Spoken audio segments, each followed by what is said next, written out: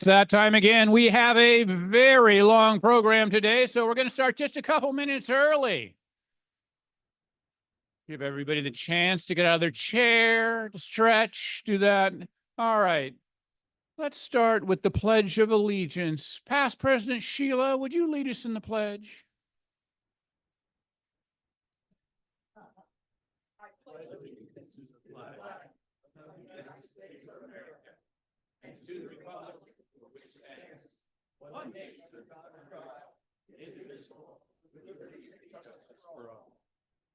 Oh, and I think we know who's up next. Yes, it is the Rotary Songsters. And we got a whole bunch of people. We got Sheila and Michael and all sorts of folks up. Yeah, the whole gang. All right, what are we doing today? We're going to do something for John Shirley because ever since I joined Rotary, John was always the first one to say, play something about our country, be patriotic. He loved Woody Guthrie in spite of Woody. And Tim's not here today, so I brought a 12 string so I could take his place. Okay. You ready? So on T, you're gonna do it. No, you start. Okay. Two.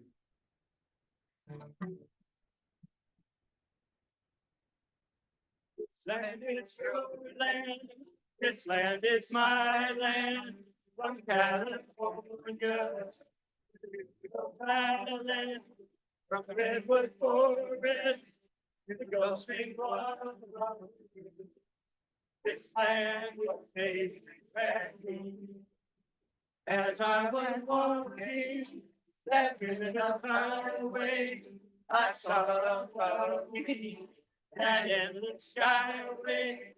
I saw below me that golden valley. This land was made for humanity. We're gonna connect for this land is your land. This land is my land. From California to New York Island. From the redwood forest to the Gulf Stream water. This land was made for you and me. And followed by footsteps to the sparkling sands. Her diamond deserts are all around me. A voice was sounding. This land was made for you and me. This land is your land. This land is my land. From California to the New York Island. From the redwood forest to the Gulf Stream water. This land was made for me.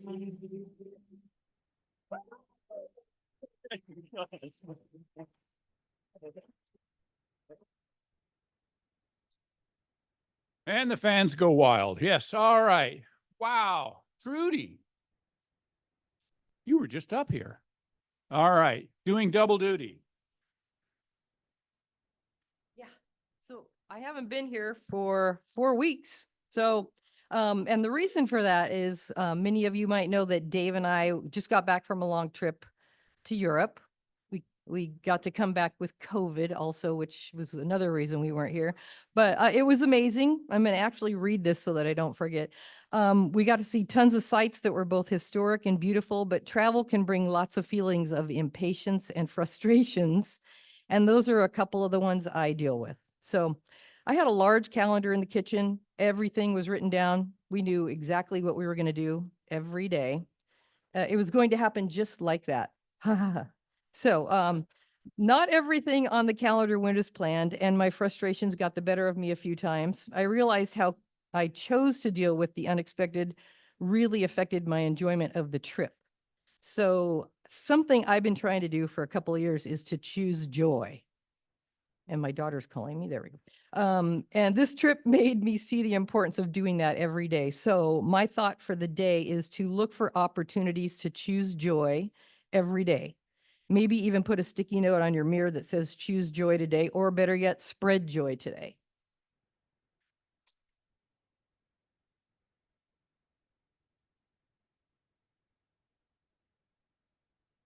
That's a good one. All right.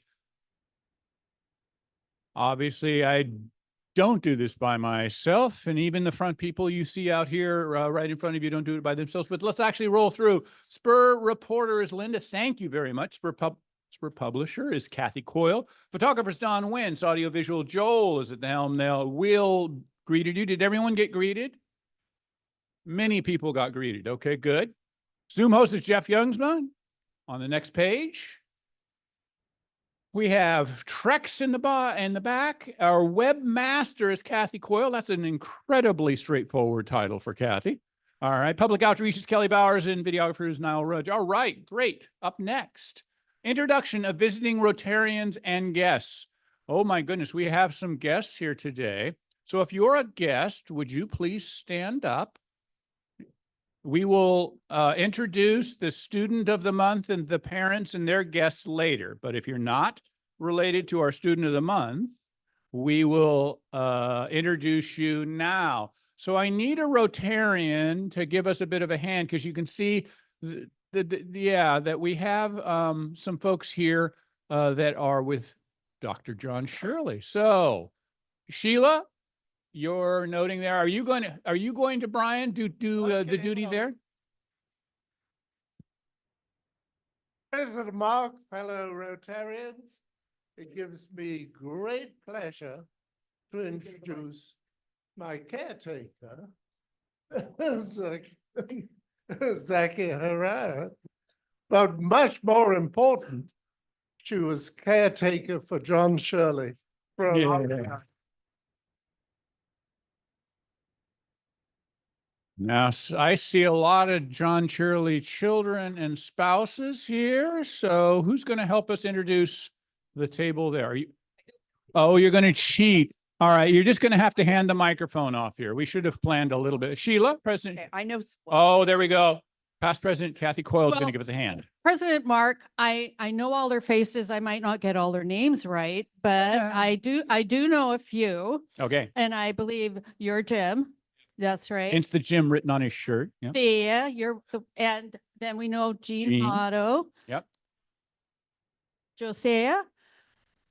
And are you a friend or a family? Family too? Family too? Like family. That's great. And then Danielle, John's granddaughter, who used to live next door to me. And we were brokenhearted when they moved. And then beside her is her dad, Steve, who I believe went on with John on his last trip to Europe. Did you go too, Jim? Oh, you both went. See, I only know he went. So anyway, let's welcome the family of our beloved John Shirley.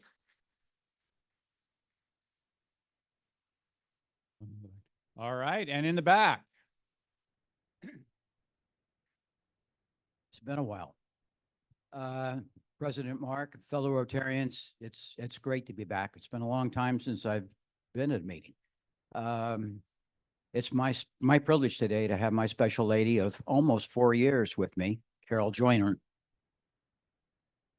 Welcome. Now, do we have any other guests who aren't related to our student of the month? All right. Now, do we have any on Zoom, do we have either guests or visitors? We have neither, says Mr. Youngsma. In the room, do we have any visiting Rotarians who do Rotary elsewhere but come and visit us? We don't have anyone who is a visiting Rotarian. All right, very good. Let's move on. Announcements. All right, what's up first? Your compassion has the power to make a difference today. 2 minutes from the Rotary Foundation. Here we go. We'll count.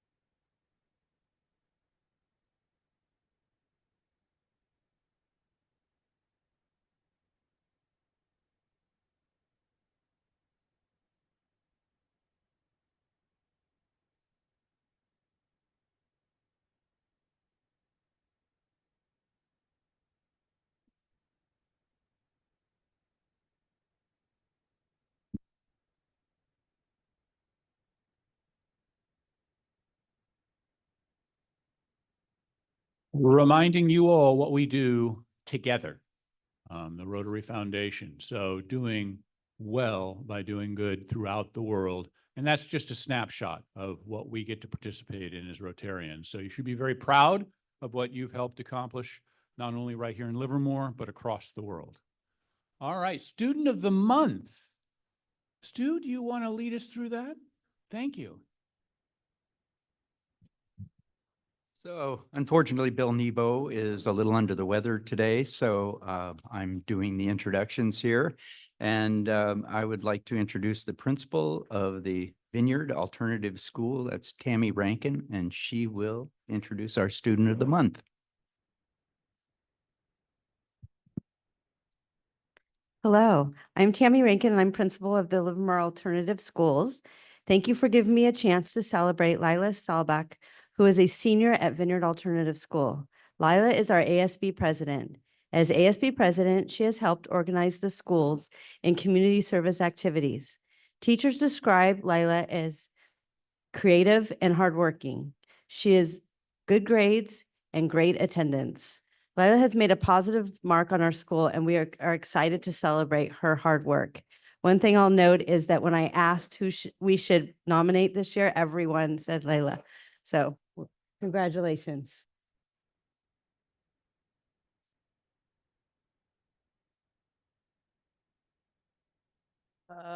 Hi, I'm Lila Selbach. I don't really know what I'm supposed to say, but I'm incredibly grateful because I definitely have worked very hard to get to where I am, especially grade-wise and attendance.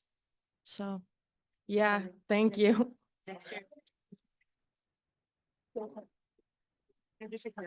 So we have a little certificate for you here. Okay, Thank you. and black Oh my gosh. and $50 Amazon gift card. Thank you so much. And also here, a yard, oh, That's fine.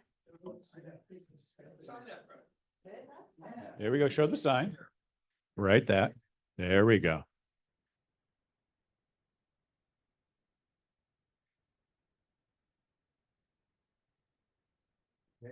And before, and a yard sign. very good. Yard. Would you like to introduce your folks? Oh, Yeah, and Okay. before you get loose here, let's have you introduce your folks or who you came with. so my mother, Linda, and my dad, Jory.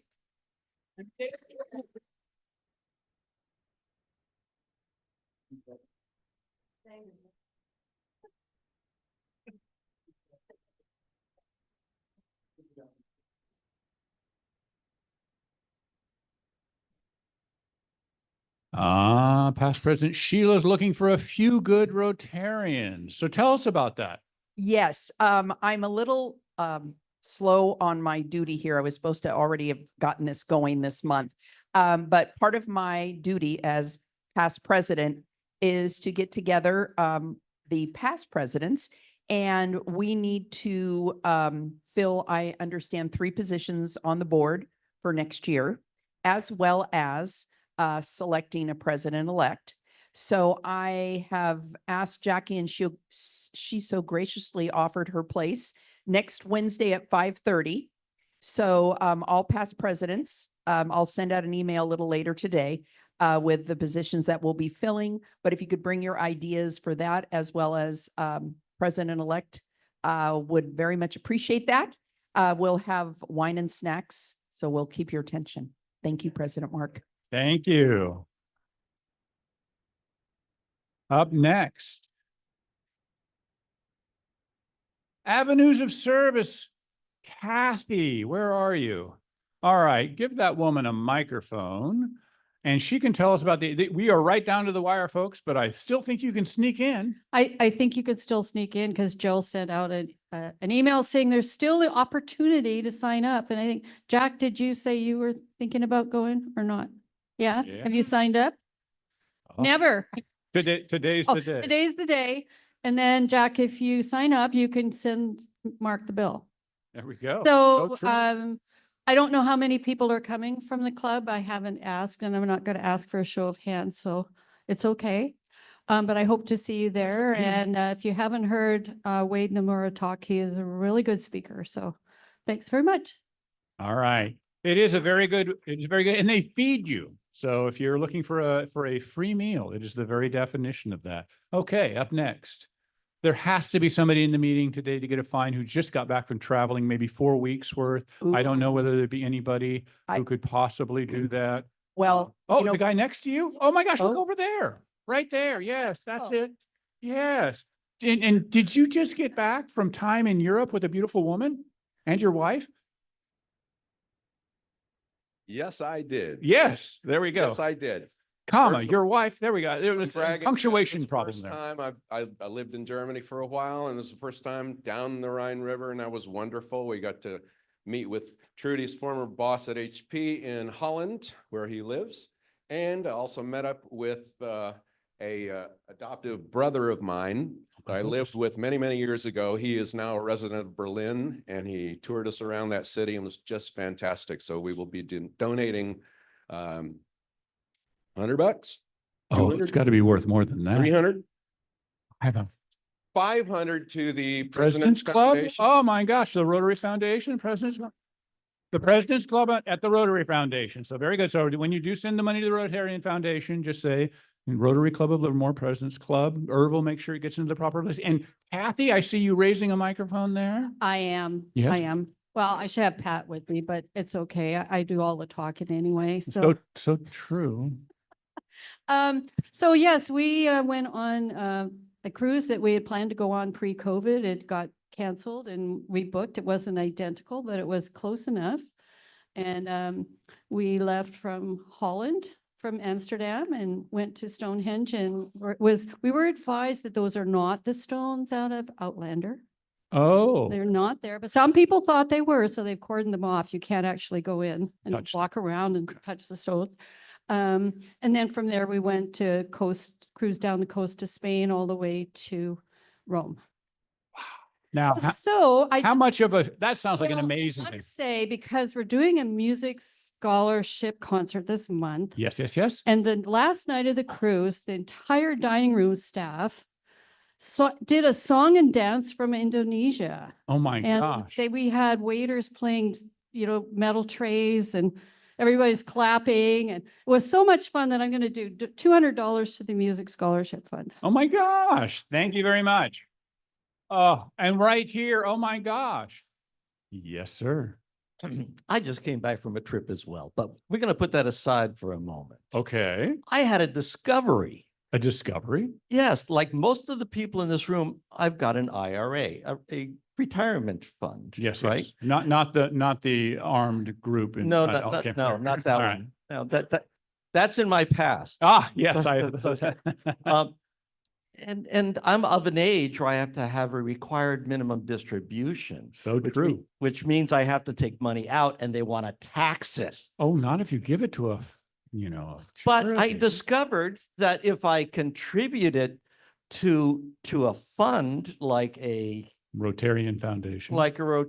or Rotarian Foundation of Livermore, Yeah. specific to Rotarians assisting veterans education, For example, that part is tax-free. it is tax. You can actually give that and get a tax deduction. It's a twofer. It's a twofer. Oh my It's gosh. wonderful. And So- I discovered all this. So none of it's taxable. So anyway. So I'm going That's to true. donate Okay. $1,000 to RAVE, Rotarians Assisting Veteran Yay. Education.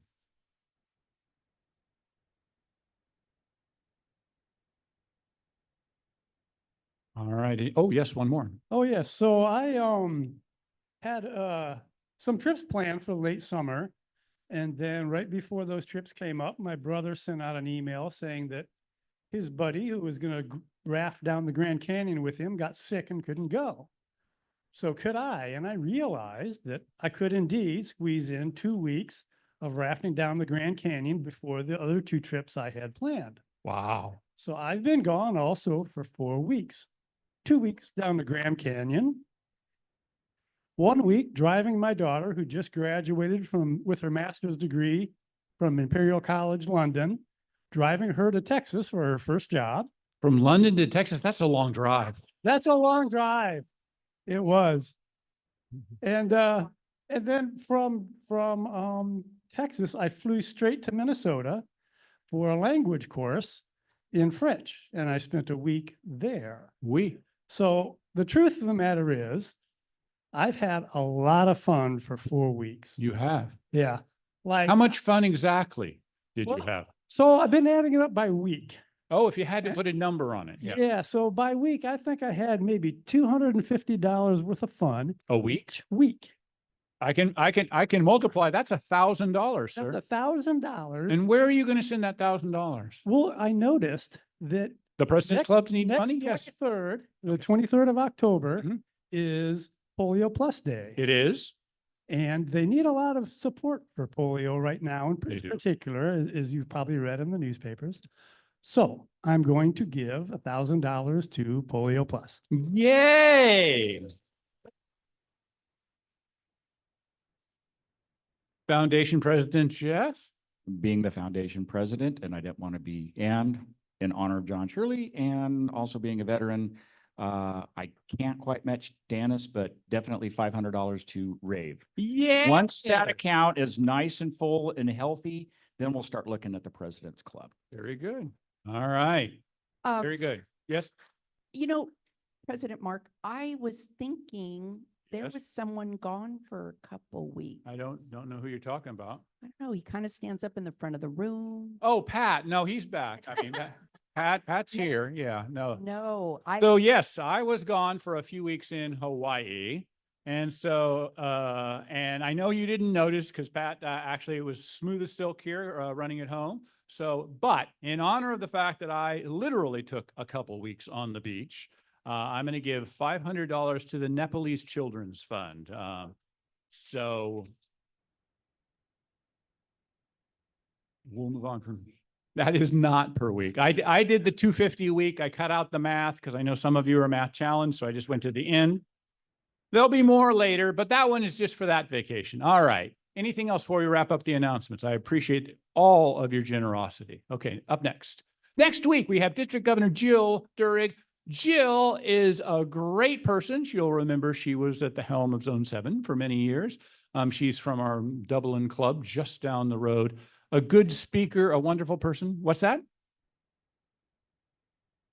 Yes, that's true. She is the morning club. I don't know why I said Dublin. That's terrible. Yes. So she's in the morning club and a good speaker. And we look forward to having her as our guest next week. All right, this week. Today, we're going to be honoring John Shirley. Let's see, what time are we?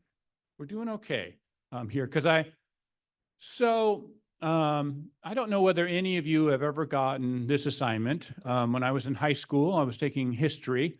And the teacher passed out a blank sheet of paper and said, explain World War II, use both sides of the paper if necessary. Okay. And so that's a little bit what I felt like the assignment was today, when it was sort of tell the club a little bit about John Shirley, but we only have one meeting to do it here. So I did want to, we are going to give this the good college try. We started just a little bit early. But I'm going to read, because the reason I'm going to read, which I don't normally do, is there's an enormous amount to tell about John.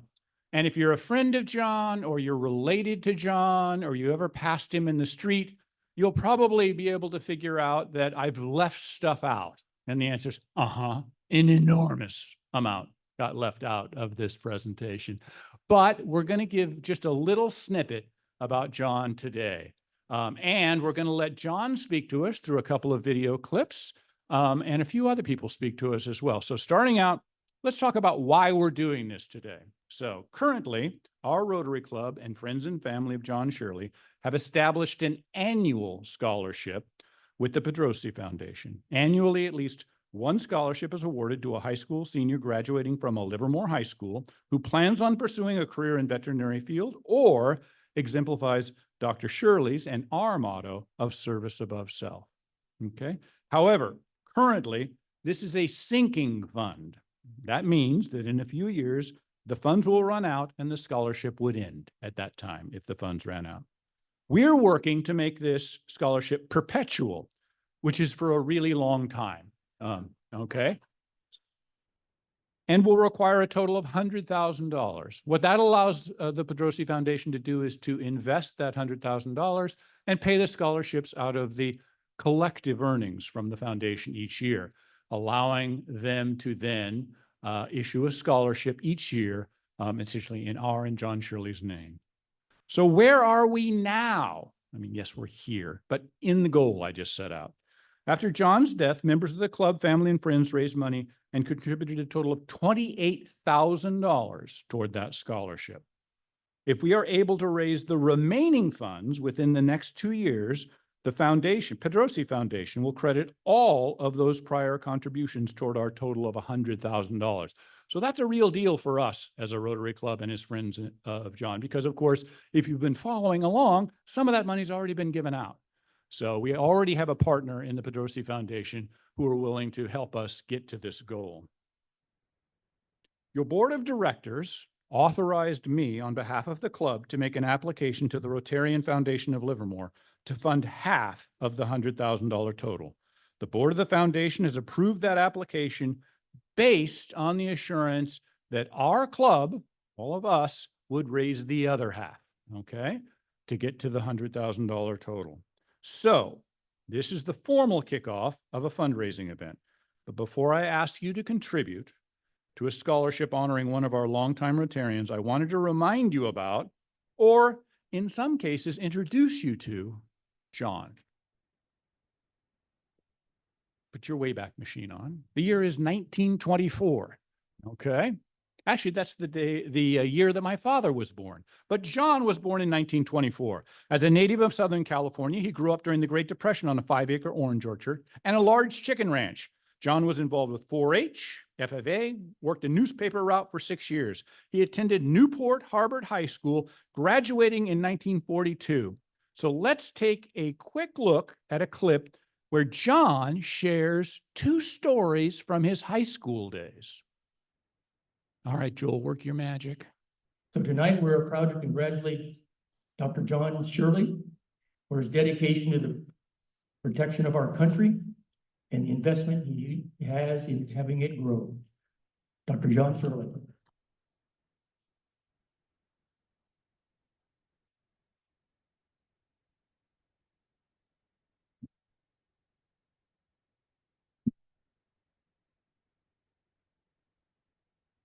Thank you very much for the introduction and for this nice award. Josh, you know, we have 3 minutes. I wanted to tell you one thing about a teacher, what I did for me, but people are curious about, my pasture at home got flooded out once and I didn't have a good place for the sheep. I had about 35 sheep in my egg project. So Mr. Parker said, you know, John, they're going to let you put your sheep on the football field. So every morning I heard 35 sheep open the gate and turn them loose on the football field. And of course, 2 weeks later, they had to get ready for track and whatnot. And so we had to quit doing that. But the newspaper said that John Shirley has left the track in sheep shape. And what I really wanted to tell you about is that wonderful teacher, Mr. Parker, my ag teacher. We had a handball court in the back of the ag building and the back door. So he'd park his car quite close to that handball court. And we'd play handball every noon. And gosh, one day I went after a ball and crashed my left shoulder into the right front door of his car and had a nice dent there. And he said he wanted to talk to me. He never once mentioned that dent, but he said, John, he said, what is your philosophy of life? Well, God, I'd never heard that before. I didn't know what he was talking about. And he said, you know, you don't study, you don't get good grades, you do okay in ag, but everything else are C's. He said, it's very important to get good grades and go to college. And it'll make a big difference in your life. And so, golly, with that little bit of a lecture, I started studying and got all A's and B's for the rest of the time I was in school. I got 3 scholarships and a state farmer's degree. So that little brief talk by that ag teacher made a whole lot of difference in my life, and I'm eternally grateful for him. He later became a veterinarian, and I worked with him a little bit. So that's the two stories I wanted to tell you, and I thank you very much for that, and thanks for the nice reception, and everybody's been so nice here. I really appreciate this honor. So that's what I'm gonna do. Thank you. Tonight, we're proud to congratulate. So left the track in sheep shape. I like that. All right. So after high school, John was drafted into the U.S. Army in March of 1943, and in early 44, he was sent overseas as an infantry replacement and joined the 3rd Infantry Division. During the invasion of Anzio-Nutana, he served as a squad leader, platoon sergeant, and acting platoon leader. In a few minutes, we're going to hear John describe this with an excerpt from a presentation he made on the 50th anniversary of that campaign. Following the liberation of Italy, John's platoon was sent to France, where he participated in the southern landing on Côte d'Azur on August 15th, 1944. This was the second major assault against the Germans following D-Day at Normandy. On December 22nd, he was helping to liberate the village of Benoit in Alsace, and he was wounded and taken hostage. He freed himself and made his way to safety, where he was successfully treated. I think maybe even at a later time, we're going to hear a snippet about that, maybe on a presentation for Veterans Day. He returned to his platoon on March of 1945 and continued the fight in Germany. On May 5th, 1945, men of the 7th Infantry Regiment of the 3rd Infantry Division raised the American flag over Berchtesgaden, Hitler's mountain retreat in Austria. The war was over for the 3rd Division, and shortly for everyone else in Europe, as the war ended on May 8th. John arrived home on Christmas Eve, 1945. John's mother had passed away years before, and when his father passed away in 1949, he was 25 years old and in college studying to become a veterinarian. He now had to deal with new challenges as he negotiated the sale of the family farm, took legal custody of his youngest sister, Annette. His older sister, Wilda, was in college, and he helped her with tuition. His other sister, she was younger than him as well.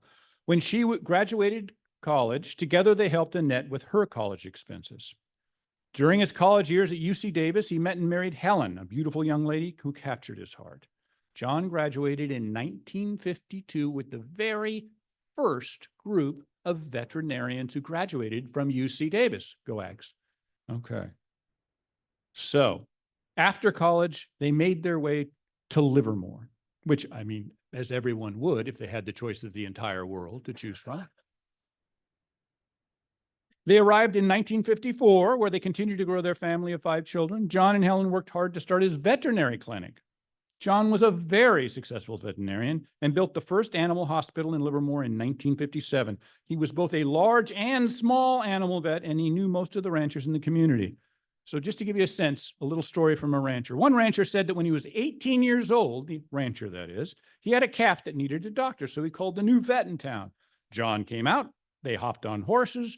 John took out his lariat and roped the calf at full speed, jumped off, performed field surgery on the spot. That 18-year-old was mighty impressed with the new vet, and all ranchers called him Doc Shirley. So boy, that's a heck of an introduction and a story that actually rings true to anybody who actually ever knew John. John was elected to the city council and served from 1958 to 1966, and he was the mayor of Livermore from 63 to 65. Over the years, John was involved with city planning efforts and beautification, the water management, the library, parks, schools, the Russian Rotarian Sister City project, and all aspects of veterinary medicine, including societies and educations, as well as many veterans activities and organizations. Boy, having those 2 vet words in all the stuff you must have done must have been confusing. Oh, the guy from the vet thing called. Like, what the hell? Whole world could have called. Okay. John was a lifelong member of our Rotary Club and was president from 1967 to 1968. As a member, he was a Paul Harris and Circle of Giving Fellow many times over, and the model for and first recipient of the club's most prestigious honor, the John Shirley Exceptional Service Award. For those of you who are wondering, why do we call it that? It's after John Shirley. Now, maybe you didn't get that one. He says the John Shirley Award, but we named it after him as an honor, and he actually was the first recipient of it. So it's a very cool award.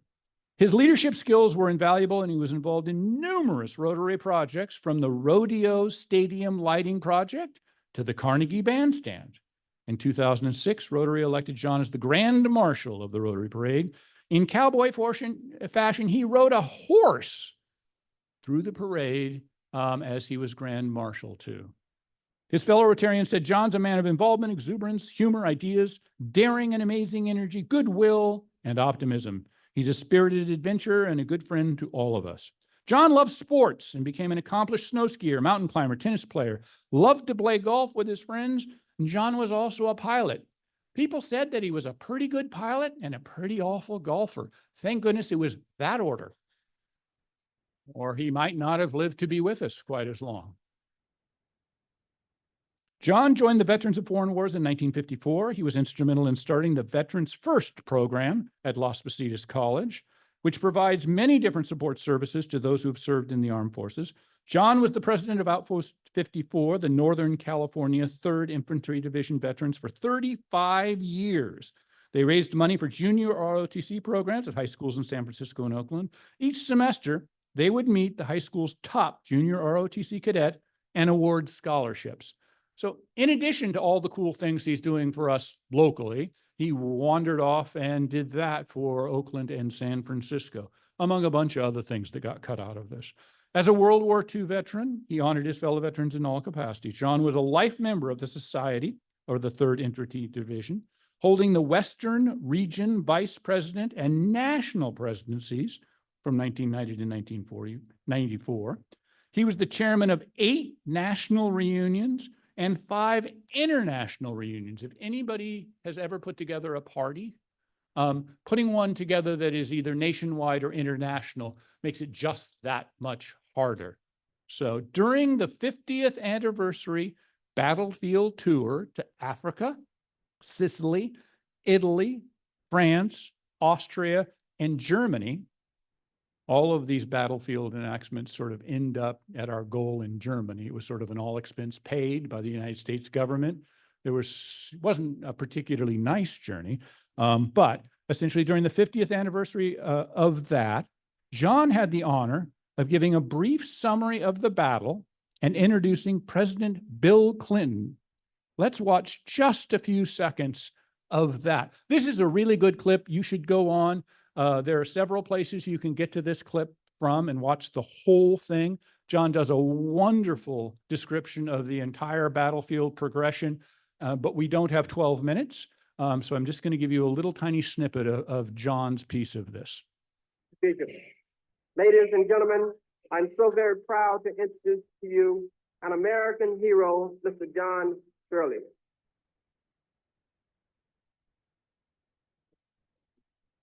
Thank you, Secretary Brown, President Clinton, President Scafaro, veterans of the Italian campaigns, honored guests, ladies and gentlemen. We are gathered here to remember, honor, and thank the veterans that fought in the Italian campaigns, some of the most difficult in World War II. Many thousands of Allied soldiers, airmen, and sailors died in Sicily and Italy. And it is appropriate we remember those dead comrades at this cemetery, which is located at the site of one of the deadliest campaigns of the war. So John goes on to explain essentially the campaign, including essentially liberating Rome and moving on. So it is a very good talk afterwards. So on July 13th, 2019, at the urging of his fellow Rotarian Marty Plone, the city of Livermore honored John by naming the new council chambers after him. A selection of John's plaques and awards are on display at the chambers. John was also a father, a grandfather, a great-grandfather, a husband, brother, uncle, and a friend to all who knew him. If you are related by blood or marriage to John, can you stand up?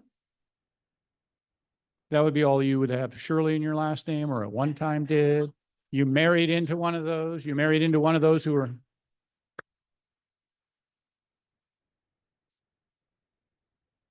So several of John's children and their spouses are here with us today. So thank you all for welcome. Thank you guys for coming out. We're very honored to have you here. It's amazing enough to have been in the same club with John, but to be related to him, that must be special as well, I guess in all ways of that word. John passed away on December 22nd, 2021 at the age of 97 years. So that's a very full and complete life. So now you know just the tiniest bit about the outline of John's extraordinary life. For most of us as Rotarians, contributing in just a few of the ways that John contributed to his city, to his area, and to the world, just to contribute a little bit like that would be amazing. John was clearly an overachiever. But more than that, he touched people he met in ways large and small. I wanted to have those who knew John well share a few stories to give you just a little bit more complete picture of John. So up first, I'm going to ask Jay to spend just a couple minutes giving he's guaranteed this is a good story. So here we go. I don't know what he's going to say.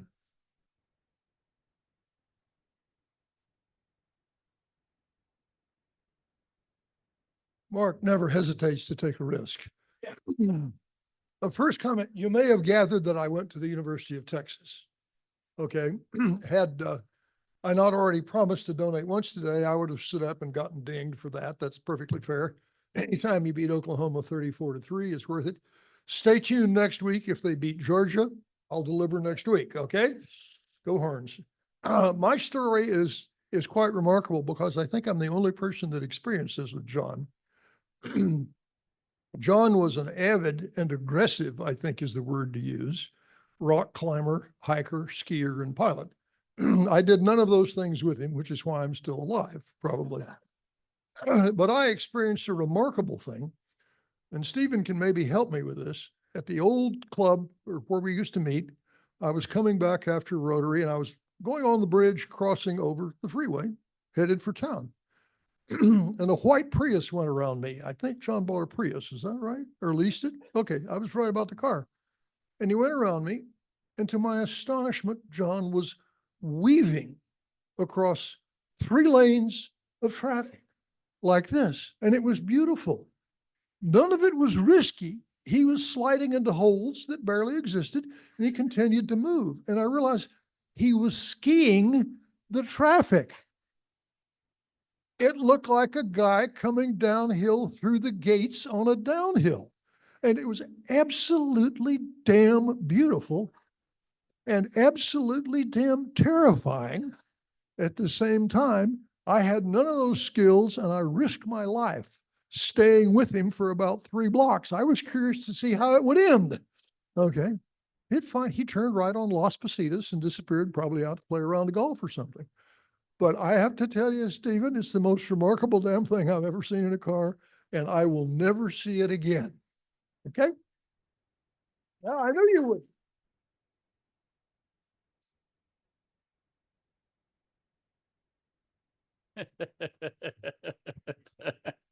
Skiing the freeway.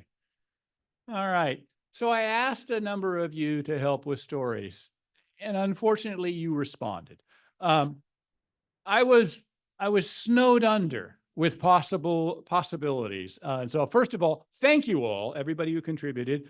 And the fact that your story did not make the top list is not an indication of quality. It is an indication of the quantity of time that we have here. So I just hopscotched through and picked a couple of different stories here. So T.D. Gilmartin gave a number of perspectives on John, some of which you might all remember, some of which you may not have. John was not a huge fan of the Pledge of Allegiance, even though he was incredibly patriotic. He felt that a blind pledge to a nation was a little unsettling, and thought that's where problems come. That's what fascist states do. He didn't win that one when he said that we shouldn't say the pledge. He also wasn't a huge fan of doing a prayer because it was a particular prayer from a particular perspective, and felt very much that our perspective as Rotarians should be focused on the here and now and doing moral and good things based on this life. And that became our prayer became the thought for the day, which he really liked that. Now, he wasn't the only one who had a hand in doing that. But those perspectives were strong and clear. And anybody who knew John, he wouldn't shy away from sharing all of the perspectives that he had with you. So if you ever sat down with him, it was an experience. And I think that's just the best way to talk about that. So TJ talks about this, one of many. Actually, when I'm hearing all of these stories, I don't know how John worked, was an elected official, was, an officer in our club, an officer at many of the veterans things, and did all of this stuff. So he must have had a time twister or a different set of days. Because it doesn't make any, there's not enough time to do all of these things. But one of the things that TJ said used to happen, and some of you will remember this, is John, Paul Thompson, Ed Clark, and TJ were the leaders of the Rotary Long Walk on the Ohlone Trail from Del Val Lake to Sunol Regional Park. How many of you ever went on one of these long walks? Yeah, okay. There are a number of you who've done that, or other incredibly long walks. When this one got too long, they did a shorter walk, which was 14 miles. Yeah, that was in San Francisco. So anyway, but let's talk about the Ohlone walk for just a quick minute here. So the walk was 22 miles with 5,000 vertical feet of climb, okay, in that 22 miles, up and down a long, hard day, ending with a potluck dinner at the Gilmartin House. Collectively, they did that hike 7 times, always in April for the spring flowers. John often added a mile to visit falls near Del Val Lake. So that's a beautiful story, isn't it? Of hardworking, outdoorsy folks. And that's one perspective, but I dug a little deeper and got another perspective from Susan Mabel, who sort of gave this perspective on exactly that same circumstance. It was the middle of April, a Rotarian expedition into the wilds of the Ohlone Trail, all 22 miles of it. We surmounted several 1,000-foot ridges and plunged into deep valleys. It was beautiful, exciting, and agonizing, but we were younger then. John Shirley, always the leader, marched along, talking nonstop to whoever was at hand. My husband, Brian, was one of them. In time, the main group stretched out, and John left with Brian and Steve, his son. Apparently, the trail was not exciting enough for John, and he decided to take off on a detour to Murrieta Falls, some miles below the main route, to see a waterfall. Brian and Steve went too. My daughter and I continued on the main trail. It began to rain. Then it began to snow. We discovered that Brian, doubtlessly entranced by one of John's stories, had taken our warm jackets with him in his pack. We put our spare socks on our hands, borrowed everything we possibly could, and arrived safely at our van driven by Chuck Hartwig. It took nearly an hour for the explorers to arrive. So yes, I love John Shirley, but not that night.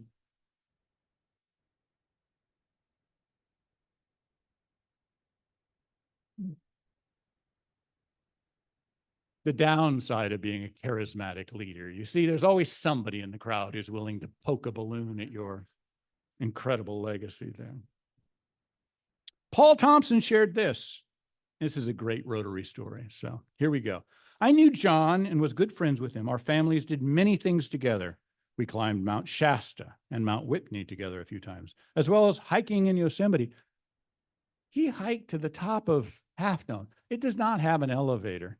And people die from lightning strikes up there, and he did it for fun with Rotary. Did anybody take a hike to the top of Mountain Dome? Wow, you're all special. I've gone halfway, and it's hard and hot and dry.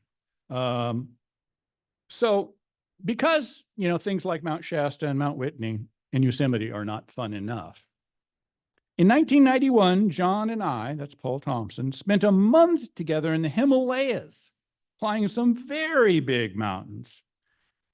And so they didn't just go to climb mountains, which is more than enough for most of us, I would have to say. In addition, at the time, we were delivering medical equipment to a medical clinic in Kathmandu. I didn't know that Kathmandu was a real place. I thought it was something they made up in songs. It seems like a made up name, doesn't it? But it actually is a real place, and it's very far away. And they had a medical clinic in need of medical supplies, and our Rotary Club helped fund, or actually did fund, and these two helped deliver that. So we delivered that medical equipment to the medical clinic in Kathmandu called the Friends of the Chantabwan. It was being run by Luke Sunday, who later became a member of our club. I would like John to be remembered for initiating the start of the Nepalese Children's Fund, which this club has over the years provided tens of thousands of dollars. And now we're about to send another $5,000 or $6,000 of aid to a school in a remote part of Western Nepal. So it's Paul's ask that if you haven't already contributed and want to, please donate to the RFL Fund for Nepal in John's name. John would be very proud of that, and he was very proud of the fact that he helped start that. Another thing that he did in our club. All right. I want to play one more clip from a member who will have to visit us by Rotary because he's not with us today. Joel, can you cue up Marty's clip? Hey, John, it's Marty. Yesterday at Rotary, I gave the thoughts for the day, and I couldn't have given better ones. They were thoughts of little pearls of wisdom that you have shared with me over the years. Let me repeat some of them, John. John, the best way to lose an enemy is to make a friend out of them. You said that many times. The other thing you said is you can play golf and tennis and be bad at it, but the one thing you have to be good at is flying an airplane. You can't be a bad pilot and do that. And you know, John, you were a bad golfer, but you did play a lot of golf. But the one thing you were good at is being a pilot. You were a wonderful pilot. Let's go further. Things you said about being a veterinarian. You once said to me, any surgeon can get into trouble, but the difference between a good surgeon and a bad surgeon is a good surgeon knows how to do when he gets in trouble. A bad surgeon doesn't know what to do. Another thing you said to me that made an impression is you can make a lot of money in this profession, but if your colleagues don't respect you, you haven't been a success. And you know, with that as a standard, you've been a wonderful success. And the last thing you always said all the time was I tell all my friends that if I don't go to your funeral, they don't have to come to mine. John, hope you're all well, and I'm glad I got to share this with you. That's it. Hey, John. High praise coming from Marty Plone. For some time, I've been looking for a way. Was himself an extraordinary Rotarian. And so I think that was a fantastic story to sum up. So that's just a bit about John Shirley. As I spoke to folks about John and asked, what should I tell all of you about him? They all told me a version of the same thing, that he made you seem like you were the most interesting person he had ever met when he sat down beside you. Clearly, John was an extraordinary person, and it is appropriate that we spend a few minutes looking back at John's life. But John was optimistically forward-looking. The reason I'm talking to you today about John is that we are raising money to help the community going forward. So who are we helping? We will be funding a perpetual scholarship through the local Pedrosi Foundation. You'll remember earlier this year, in May, we had a presentation about the foundation. The Pedrosi Foundation provides college and vocational scholarships resources to Livermore students.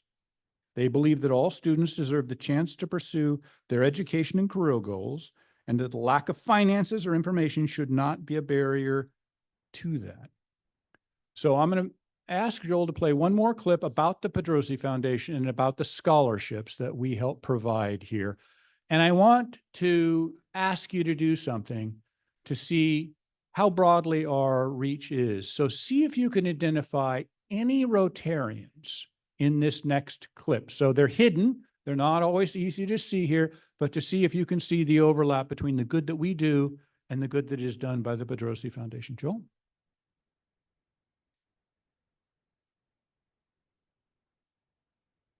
For some time, I've been looking for a way to give back. And this really struck me as a way to fulfill that vacancy, if you will, in my philanthropy. And the kids that came and told what an impact just a small scholarship had on their life just sold me. A lot of scholarship foundations will do 1 or 2 scholarships a year, and we do over 100. And I appreciate the board making that decision to spread the wealth. To be able to help within your own community is so important. And education is such an important element to a community and its future well-being. Well, we're really pleased to announce that it has been 10 years since the origination of this foundation, using the funds that Mario Pedrosi willed to the Livermore community. Mario fell in love, was engaged, but the love of his life was diagnosed with cancer and ended up dying 2 weeks before they were scheduled to get married. And he never married again, but then surprised the community and all his friends when he decided upon his death to leave his estate to establish this foundation. And I really tell people that this foundation is really a gift to the community, but it's also the community's asset. It belongs to all of us. So the outreach activities are intended to complement what we do on the scholarship front. And those are to really fill gaps that some of our students may have, gaps, obstacles, challenges that we might be able to help them overcome before they get to the point that they've graduated from high school. We hear back from one of the Pedrosi scholars at the start of each of our board meetings, and we hear wonderful things about how Pedrosi scholarship that they received really helped them to encourage them to follow their goals and their career dreams. I knew out of high school, I was like, I could do this. It's something I should do. And then having like Pedrosi Foundation's like, hey, like I believe in you and you seem like you have your head on straight. You know, here's some extra funds to help you along the way. So I just want to say thank you so much for believing in me and believing in my generation and being able to fund our education to make a step forward. Well, it does seem like from the messages that they give us and when they talk to us in person, that it has made a big impact far beyond the dollars. It's the faith that we showed in them that made that difference. So this is a way to pay forward, to help someone achieve their goals and achieve what they want. It's, you know, encouragement to follow their dreams and see what they can do with their life. To the donors, I would say that do consider donating when you can actually experience the results and share the very successes with the kids, and also consider a foundation that puts all the money to use in helping the students.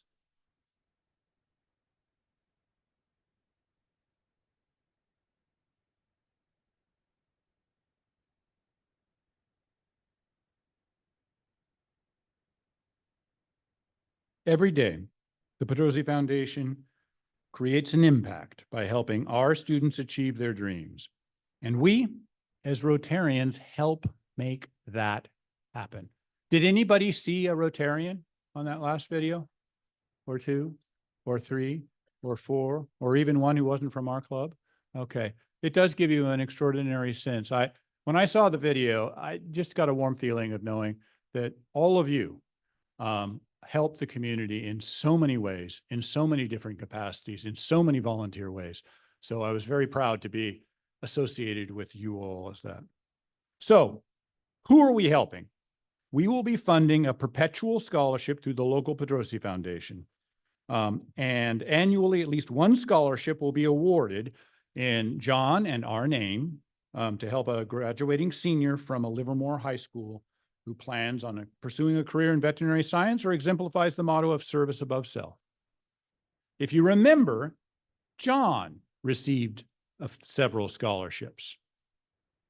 If we are so lucky as to help someone who goes on to have even a portion of the impact that John had, we will have done well as Rotarians. So what's next? You'll remember that I said at the beginning of the presentation that we have to raise at least another $22,000 to endow the scholarship. I did the math for you. That's the 28 plus the 50, 78 minus the 100. That's 22. Okay, good. Because there were some engineers in the back who were sort of, I saw the calculating going on there in the background. I don't know, how do you get to 22? I got to 22 the old fashioned way, and Carolyn checked my math from the Pedrosi Foundation. So we're good. So to complete our fundraising, we're going to be partnering with the Community Health and Education Foundation, CHEF. They're a local foundation, and one of the things they do essentially is invest back in the community with local nonprofits like us. So they will match our fundraising 1 for 2. So for every $2 we raise, they will contribute $1. That means we have to raise about $15,000. I see the people in the back doing the math, but trust me on that. It's about $15,000. Okay. So I've asked past President Splin to help me with our fundraising for this. So Splin's been busy making phone calls. A number of you have received such a call. I appreciate you responding positively to that. So I wanted to sort of just start out with a list of those who have agreed to donate at least $1,000 to this campaign. So Gowd and Mike Thompson and Paul Thompson and Mike Morgan and Pat McMiniman and TJ Gil-Martin and Chris Ising and Jim Schmidt and Vern Green and Splend and I have all agreed to donate at least $1,000 to that. Several of you have agreed to donate other amounts on this so that you can see we're well on our way to getting to our goal. So I am very hopeful that we will be able to get there. So what am I asking you to do today? I'm asking you to make a pledge today, to not actually write a check, not actually send the money today, okay? In December, so that's just a few weeks from now, CHEF, the Community Health and Education Foundation, will open their matching program for our scholarship, and it will run for the entire month of December. So during December, I will actually ask you to make your contributions through the CHEF portal. We will remind you the last meeting in November and every meeting during December that we have to do that. And that will allow those funds to go through the CHEF portal and directly to Pedrosi. So on our behalf, the Pedrosi Foundation has made an application to CHEF. That application is in the process of being approved, and that approval will take place prior to December. My goal is to have our portion of the fundraising complete by the year end. So at this point, I wanted to give anybody who felt left out the opportunity to raise their hand if they wanted to donate $1,000 to our effort here. Anybody want to start there? Ooh, we've got a few. Okay, so President Sheila is going to help me here. And so we're going to actually, and Jay, did I mention you already? I should have mentioned you because you had already told me that. So yes. So keep your hand up. Keep your hand up here. Oh man, we have several family members here in front. So let's get the Rotarians first. Carry the one. Got Irv back there. We have Mr. Sepla back there. Got Kathy Coyle.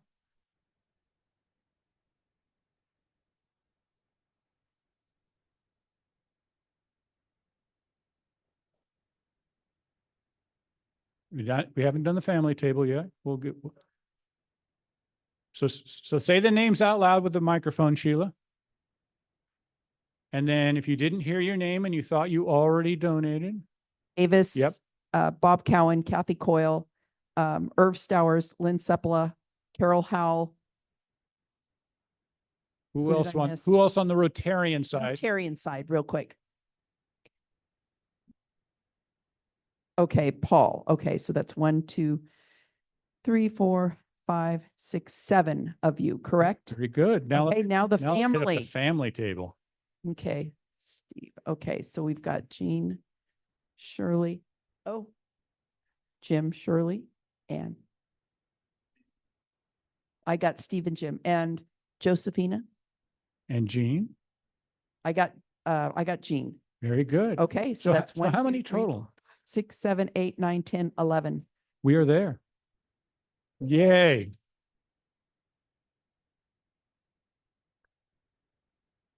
Now, the great news is we have your name, and just like a good telemarketer, we'll be hounding you relentlessly when the portal actually opens to actually make your donation at that particular time.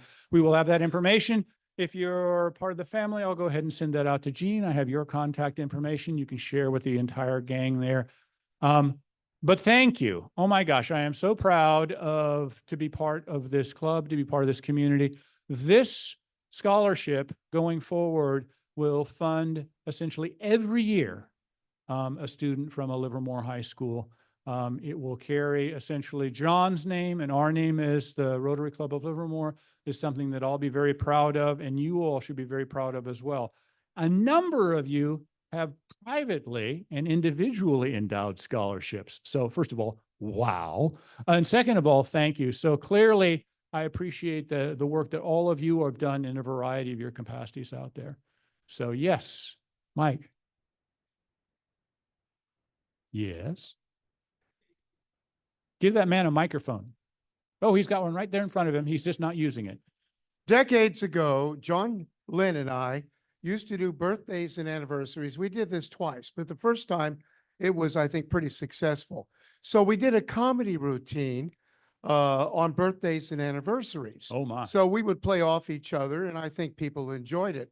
So after a couple of times doing this, John Shirley passed a note to us.